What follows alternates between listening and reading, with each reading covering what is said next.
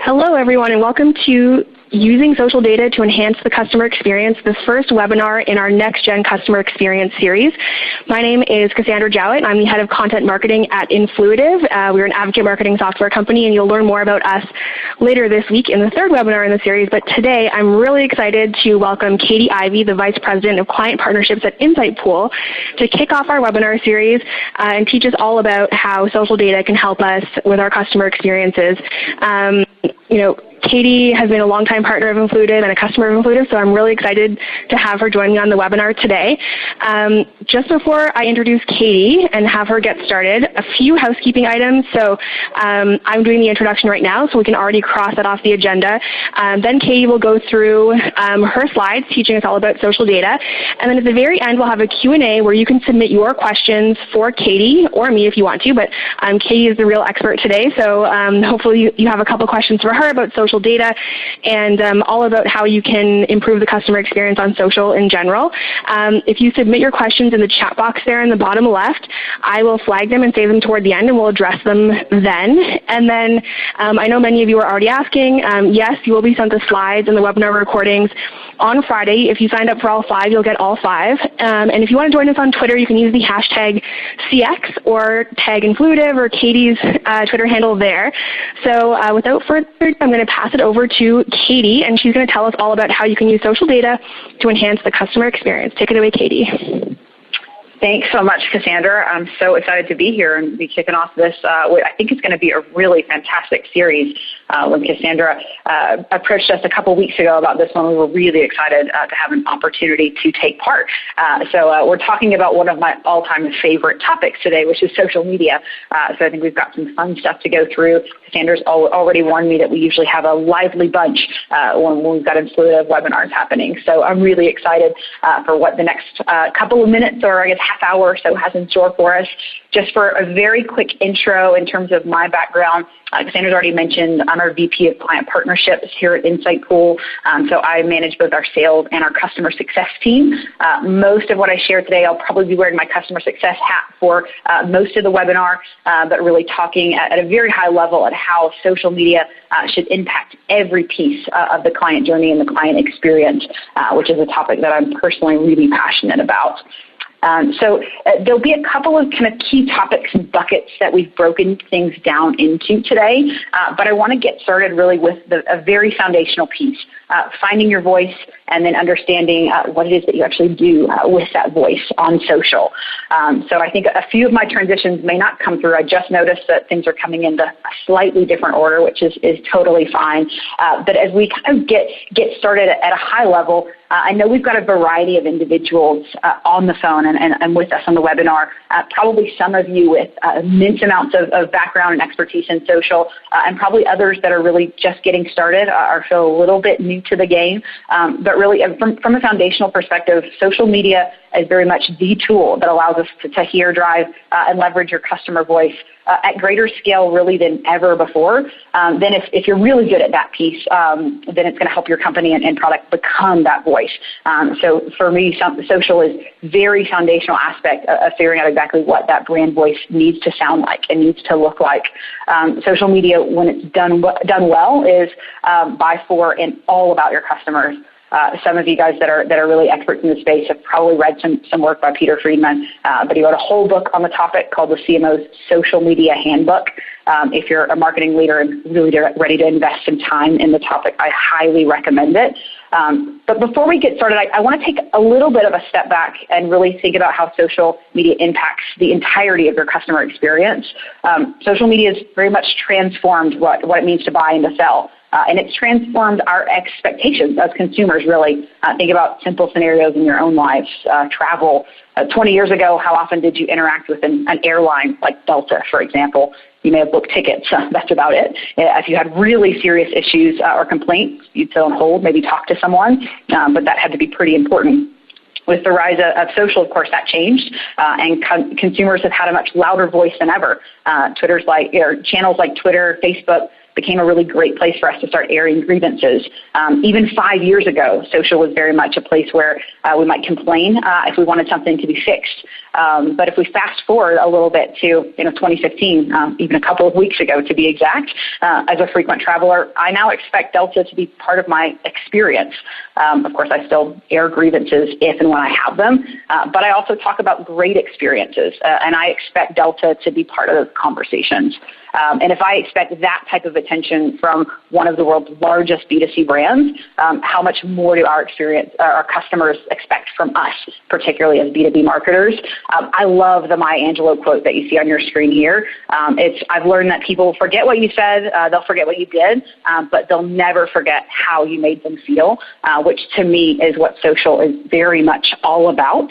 And that's all well and good, but the question that I usually get is, so where do we start?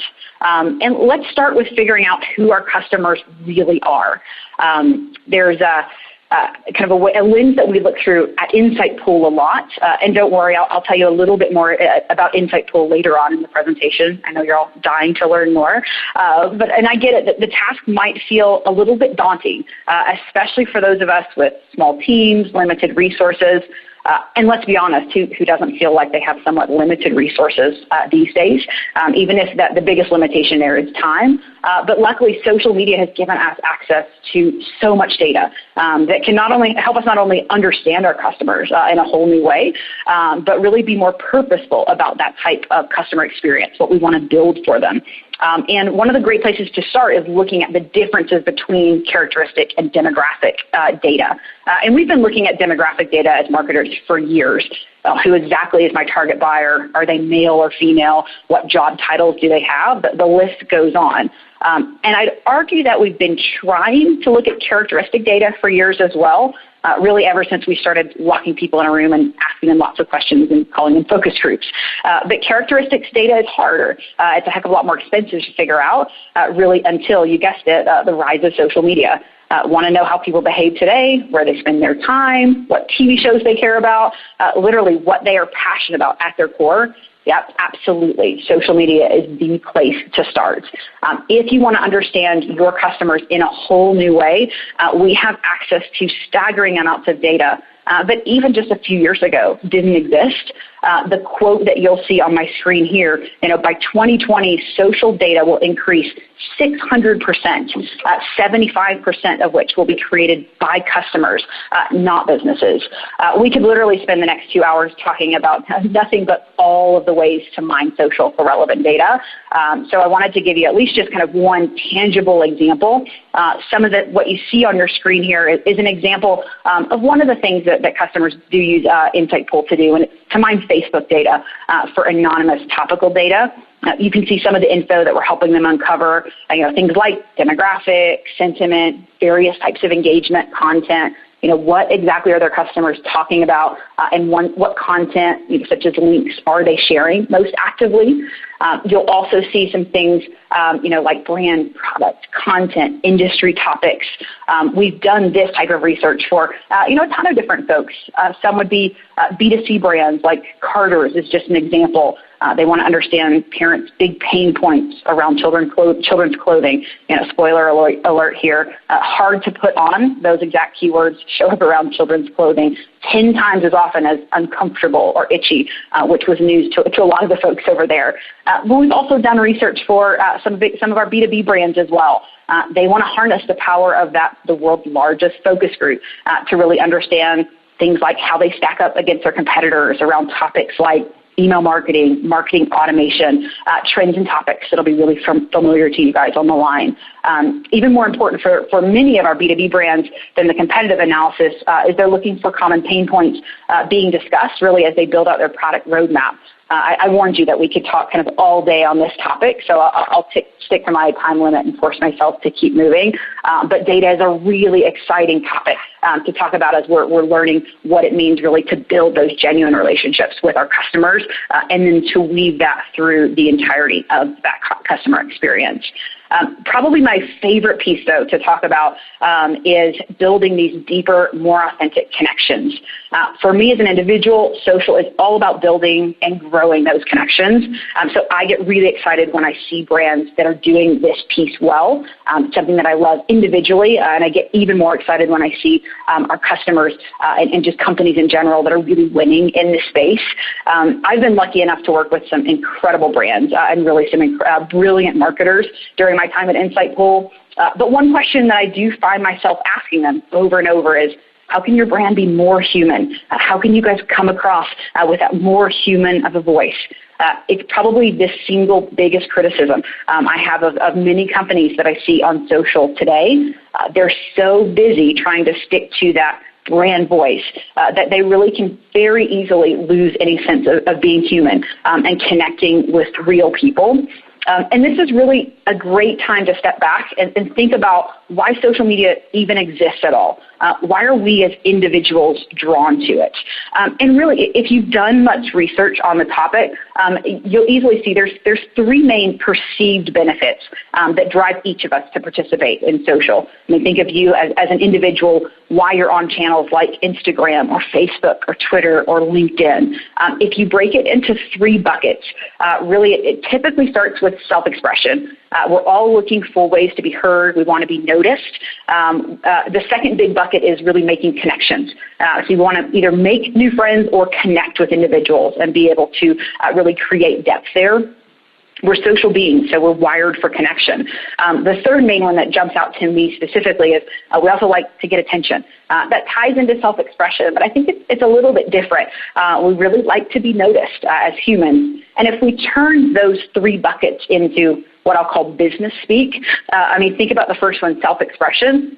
For us as business people, it's all about exchanging information. It's about collaboration. If we think about making friends, for us as professionals, it's about networking with other professionals. If we think about getting attention, improving our own standing, building credibility, think about how closely those connect.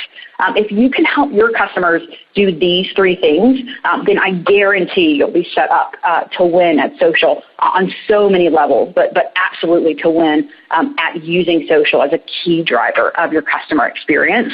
Another kind of real-life example for you, this was done through the Insightpool platform, but the concept can absolutely be replicated at a smaller scale by anyone on this webinar, literally as soon as this afternoon. CCM is a client that we work with, and they make hockey products. They were launching a new line of business. It's called their Goalie Customizer, and they wanted to create awareness and drive conversation around it specifically. And the print is a little bit small depending on the how large your screen is, but you can see here very clearly the three things that were important for CCM with this particular campaign. And again, this can be dialed back to very much something that your brand may be doing one-on-one with customers. But they identified highly engaged potential audiences that they knew would have an interest in that relevant topic. There was custom engagement and activation that happened around those individuals. And then they drove highly engaged participants into really a UGC program that allowed them to share their experiences, to share pictures.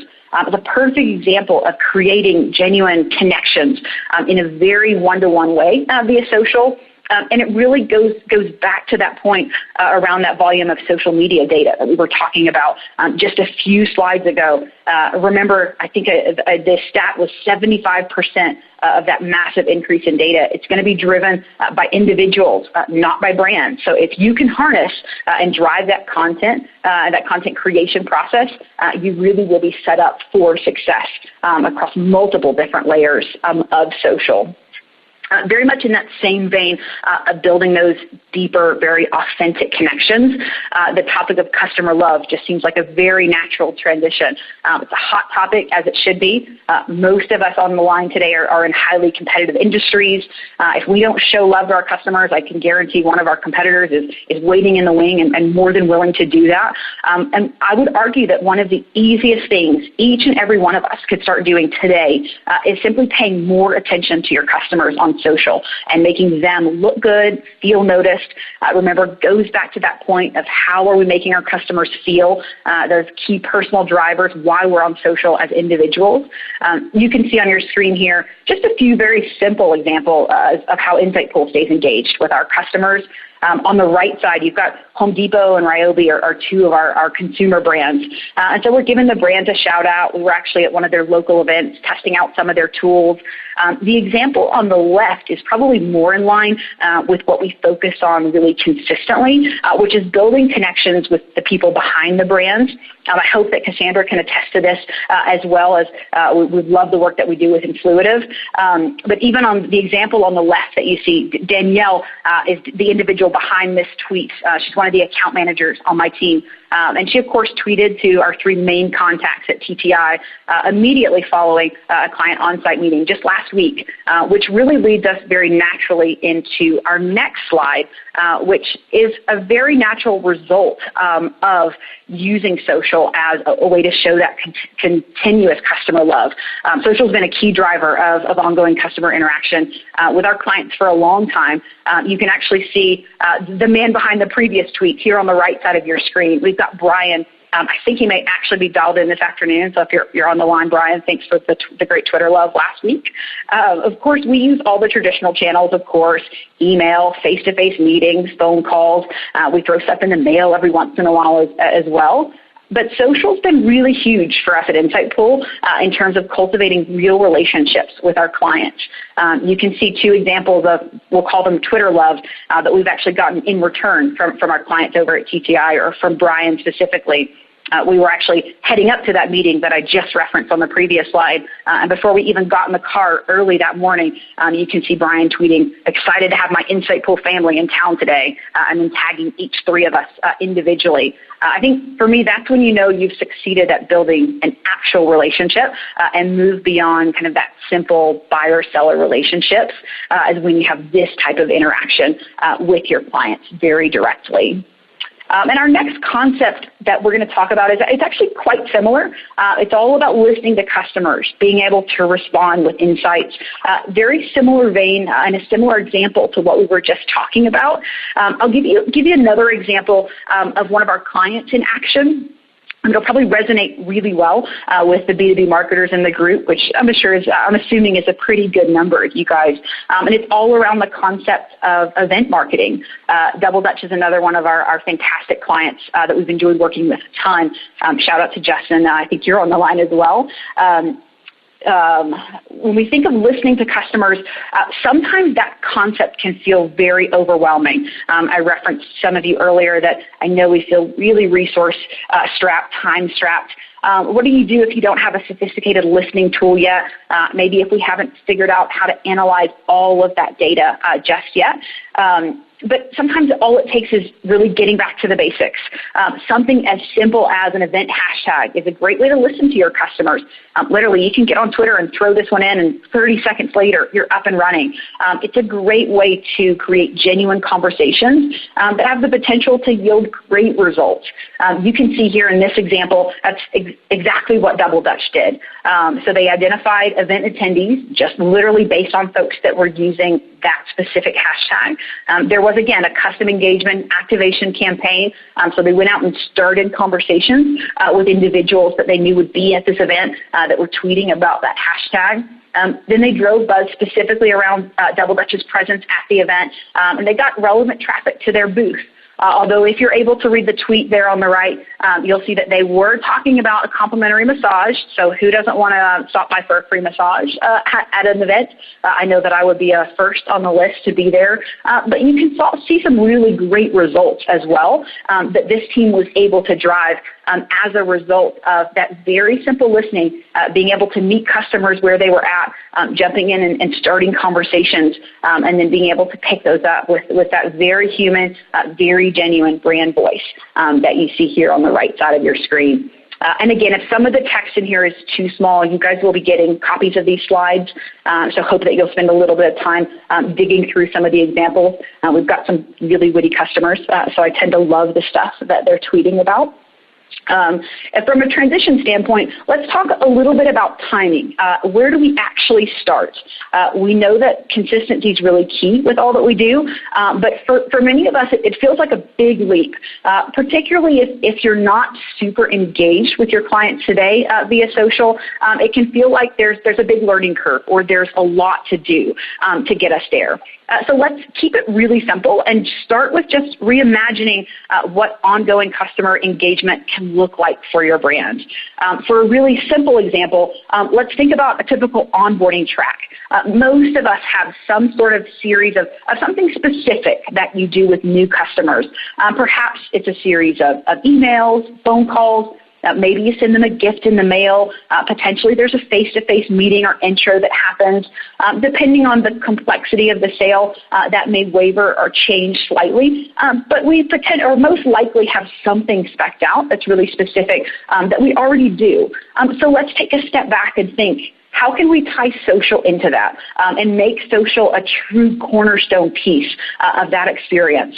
Now, the visuals that you'll see here are really just to get the wheels turning. It's just an example, but I'd encourage you as marketers to sit down and really sketch out what this could look like for your brand. Again, you could start really simple.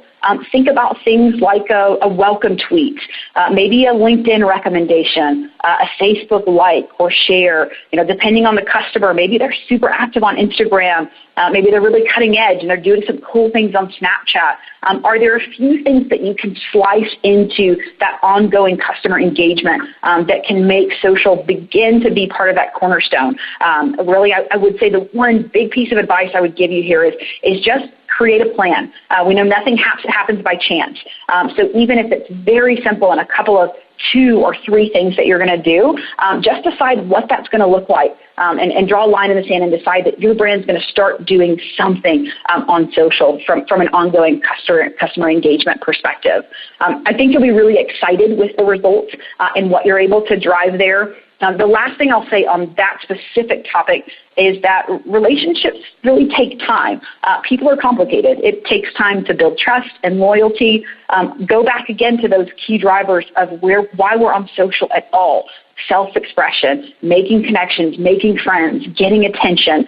I would guarantee that if you invest time in those 3 areas and making your customers feel heard, paid attention to, noticed, the results that you will yield via social are just, they're truly baffling, the potential that's out there. So transitioning just a little bit into kind of the future. What does the future of customer experience and social data look like?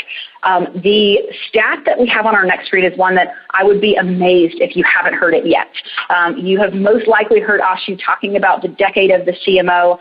Marketers have an amazing opportunity moving into 2016. We have the opportunity to grow exponentially in the coming years, offering customers for high-level technologies, new ways to interact with customers. I think it's a really, really exciting time to be in marketing, an exciting time to be in social media in particular. One of the concepts that we talk about a lot at Insightpool is this concept of mad tech. I'm sure most of you on the line have heard about MarTech. You've probably heard about ad tech, but have you heard mad tech? Very much a new space, lots of opportunity, and really showing and defining what that emerging and evolving social landscape really looks like.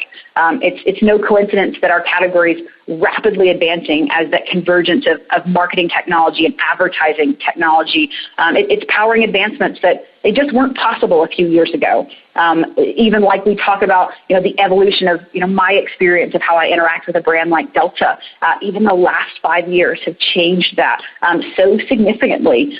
The market for mad tech, it's going to continue to grow exponentially, which I would argue allows us to scale so significantly the same concepts that I've been talking about. In the next 10 years, it's projected to grow a 10% or 10 times increase in marketing technology spending, which is pretty baffling really from my perspective. With MadTech enabling that move from demographic-based marketing, the entire marketing budget's really going to be reshuffled. Others are talking about billion-dollar categories. We're really talking about a trillion-dollar category, which is super exciting, I know, for many of us.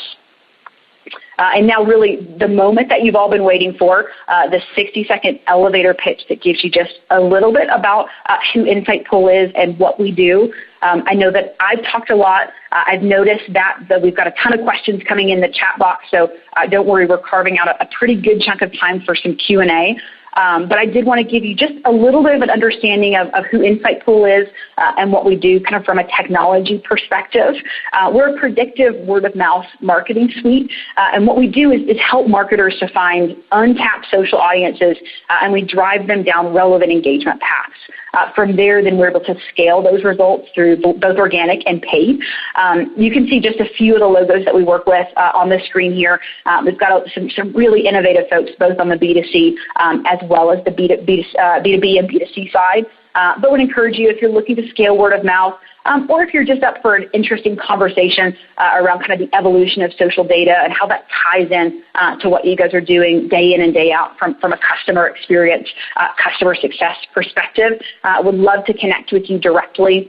I believe we've got some contact information on the next slide.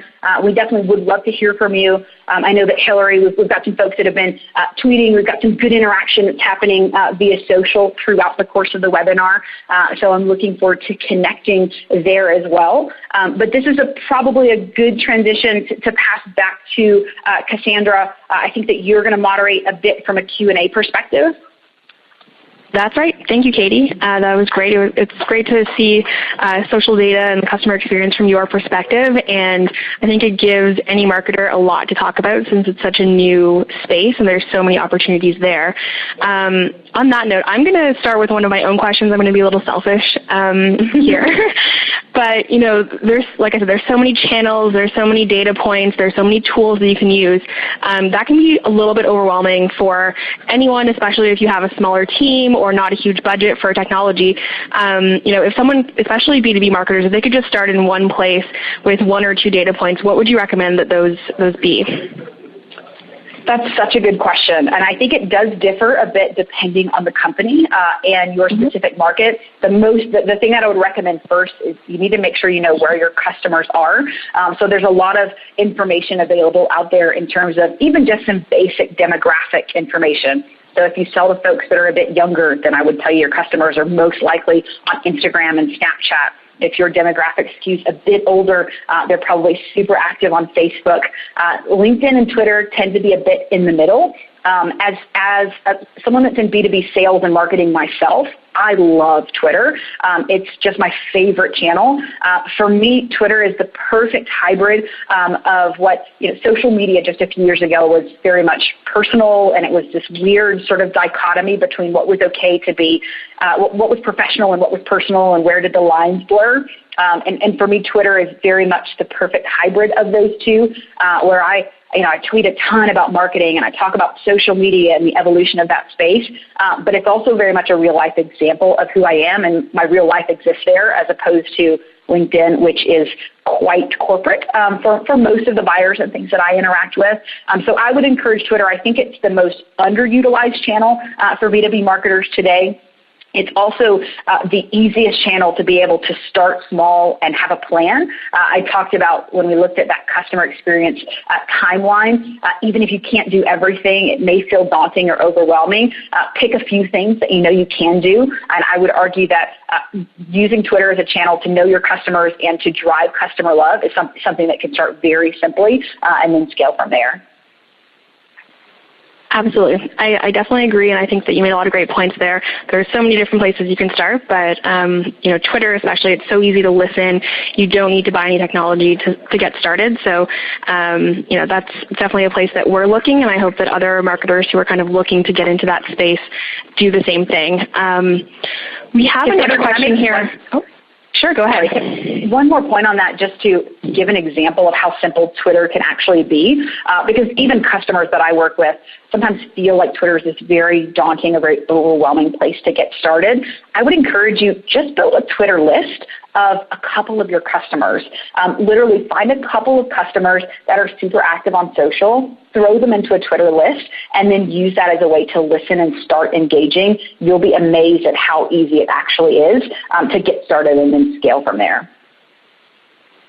That's a great tip. Yeah, one of the things that I do as well is I listen and I kind of see what they favorite and retweet and share, and use that as a way to kind of guide the content that I'm actually sharing on social as well. So it's a great starting point. You can learn a lot just by doing something as simple as a Twitter list, but most people don't take advantage of that. So that's a great tip. So we have another question here from Judy Levin.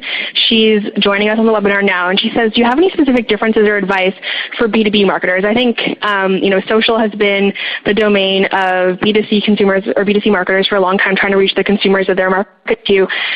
But it can be a bit tricky for B2B marketers, especially if you're in an industry where social has not been adopted as widely as it has been in the general public, or in hotter industries like with us, we market to marketers, so it makes sense that we'll find our audience. But if you're marketing to, facilities management professionals or something like that, how does that impact how you leverage social data in your customer experience?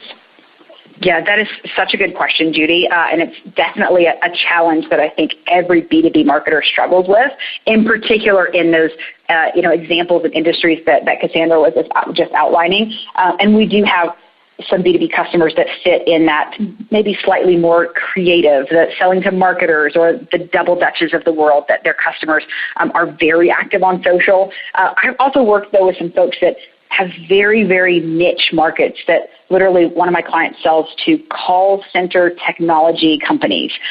Very niche, very small audience, and their industry really isn't on social very much yet. We have other clients that sell to developers and just very specific subsets within these broader industries. And you're right that it is more challenging. And I think for me, what I've noticed too as the market is evolving, the other big challenge is that we've been taught as B2B marketers that the only thing that matters is leads. So the only thing that we track is literally the volume of leads coming in the funnel and how quickly they're moving down the funnel. And don't get me wrong, I manage a sales team, so I am very passionate about great leads coming in the door. But I would argue that the market has shifted and the industry has shifted so much that social is no longer an option really for us as B2B marketers. We don't have an option to be behind or to kind of wait for others in the industry to figure it out. And we don't always have the option to wait for all of our customers to get there or to catch up. If we're going to win in these very competitive spaces and competitive industries, we have to win at social. And it may take a little bit more creativity. And initially, you may be working with a smaller subset of your target buyer. So depending on the age range that you typically sell into, there's a lot of reasons that some of your target buyers may not be on social yet. But if you want to establish yourself as a brand that's not only going to be relevant, but that's going to be leading the way from a thought leadership perspective, from a brand awareness, from an innovation pathway, over the next 2 to 5 years, I would argue that you just have to figure out how to win at social. And again, very similar advice to what kind of Cassandra was echoing earlier. I would still say pick a channel and start simple, especially if you have a very small or limited team. I would personally pick a channel like Twitter that even if you do start very small and you don't feel like you have a ton of customers on there yet, it's a great opportunity to figure out what your footprint should look like to develop that brand voice as you start interacting and engaging with a handful of those customers. But yeah, it's definitely a challenge, Judy, that I think resonates with every B2B marketer on the line. Absolutely. It can be tricky, but once you get to know your the more you get to know your customers, the better you can serve them no matter what channel you're operating on, whether that's social or email or somewhere else. We have another question here from Douglas, and it's kind of an interesting one. So, this is sort of a conversation that I think a lot of people might have internally, and it's rarely heard outside of the four walls of their company. But, what's the difference, or which choice should you make between these two paths? So one is you identify those people and those conversations that are happening in your target space, and then are you supposed to just spin off specific conversations on social and, get them to talk about your content or engage with your content? Or should marketers expect that they can take over and control those conversations and guide them down the path that you want? It's probably something that comes up, like I said, a lot internally, but it's not discussed a lot outside of, the marketing team meetings. So what do you think about that? Which path do you think people should take? Yeah, another really good question. Douglas, thank you for that one. And I would say that the answer is absolutely both. in my opinion. If you look at the evolution of social, I would say it absolutely skews on the side of the first piece that you outlined. So listening to the conversation, identifying relevant conversations, and then jumping in and looking to contribute, add relevance, and then steer that individual towards your brand, your piece of content, your blog, things like that. I think that that's super important. I would call that piece somewhat reactive, which is certainly not a negative. We're listening to what's going on. I mean, the exact same way that you're listening for individuals that are talking about your brand, that are talking to your brand, and you absolutely want to dive in and engage and really drive that conversation and build those relationships. I think I've said the word relationship multiple times throughout the webinar, but it's really the core of why we're on social. We're all relational beings, and we want to be interacted with on that level. But the second piece, which Douglas absolutely alluded to, is more that proactive piece. So do we go out and actually create conversations? Do we start them from the ground up? And I would say that's probably one of the biggest areas where we still have a ton of untapped potential. There's a lot of individuals out there on social that are your target buyer, that meet your target persona 100%, that are interested in topics that are very relevant to your brand. They could potentially be connected to or interacting with, one or multiple of your more direct competitors, but they're not yet interacting with your brand. Maybe they don't know yet who you are, depending on the size and scope of your company. I would argue that that's an amazing opportunity for us as marketers to go and actually start that conversation. That's another reason that I'll talk about Twitter being a fantastic channel for B2B marketers because it gives you that open nature that allows you to go start conversations that aren't yet happening. In a different way, you can't do that on LinkedIn or Facebook or Instagram, but on Twitter you can. You can go scale those conversations. And it's absolutely giving you the ability to harness that and then to steer it in the direction that you want to take that conversation, whether it's something like as specific as that UGC play that we saw an example of earlier in the presentation, or whether it's steering that individual towards your booth at a trade show, something like that. I think that the open nature of Twitter provides a lot of opportunity there. I hope I answered that question, Douglas. Yeah, I mean, I don't know about Douglas, but I can speak for myself. I think you did, and I think you're right. It's not either or. It's a combination of both. And if you really want to get in on the conversations that your customers are having, you probably need to, both try to influence those conversations, but also just harness the ones that are already happening and drive them toward engaging with your brand a little bit more off of those organic conversations. Okay, so we have one last question from our community, actually from Influitive's VIP community, and it comes from David On, who's the inbound marketing rainmaker at SalesLoft. And he brought up something that I think a lot of marketers face as their company is starting to scale. Many of us wear many different hats as the company grows. And so you might be, it sounds like David is focused on inbound marketing, so maybe content and SEO and things like that, but he's also running their social channels at SalesLoft. And he's trying to figure out what the best strategy is in terms of passing things off to customer support and the product team and sales. And there's a lot of different people who might, who probably should be involved in the conversation on social, but they're not the people who are managing the brand social account. So what would you recommend for someone like him who's trying to figure out how to scale that up and maybe add more people eventually, but for now it's just him. And, he knows that the more you engage with people on social, the better, but he's trying to figure out what the balance is between, the many hats he's wearing and the engagement that could be happening. Oh, that's a great question, David. David is an absolute social rock star. And small world, they're actually, SalesLoft is like 2 blocks down the road from us. So I know David and his team really well. And I know that in their hyper-growth mode that they're in, that's absolutely a challenge. And in all honesty, there's not a simple answer to that question. I'll tell you that it's a challenge that we wrestle with here at Insightpool consistently because we obviously use social very much from a demand gen perspective. We've got great marketers that go scale some fantastic conversations. And I will tell you, it's not automated in the way that we've been taught to expect from a marketing automation platform, for example. We don't yet have a way to connect all of the dots to make this super seamless handoff process, and I'm sure that that's a challenge that David faces day in and day out. I'll give you an example, and I think it really it all comes from the level of alignment that you are able to drive from your sales and marketing leaders. There has to be that consistent buy-in of, hey, from the sales side, what you guys are doing across social media and marketing is mission critical to our business. And as a sales leader, you have my buy-in that I'm going to help drive that piece of the puzzle and really the work that you're doing there.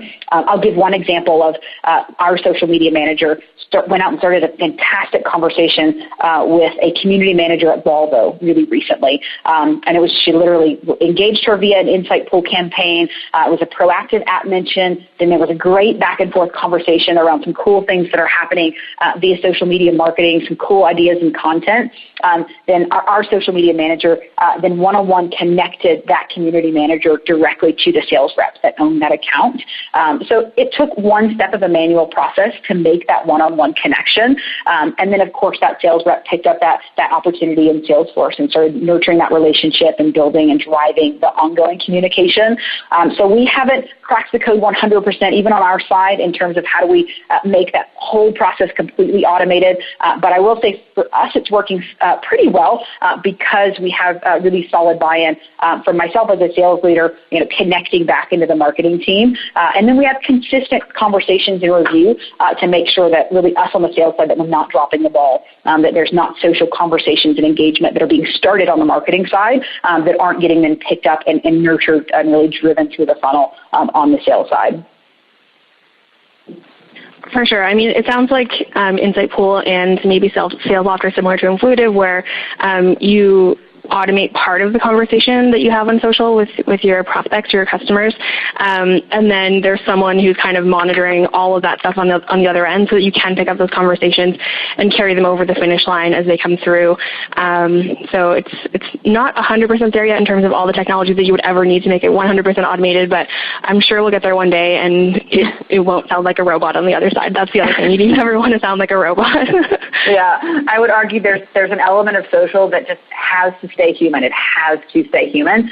So as much as, of course, as marketers, we'd like to automate as much as humanly possible. I just don't think you can build genuine relationships through a 100% automated process. So I'll probably be preaching that from the rooftops for a while. But I think it's not necessarily a terrible thing to have some element of human interaction there.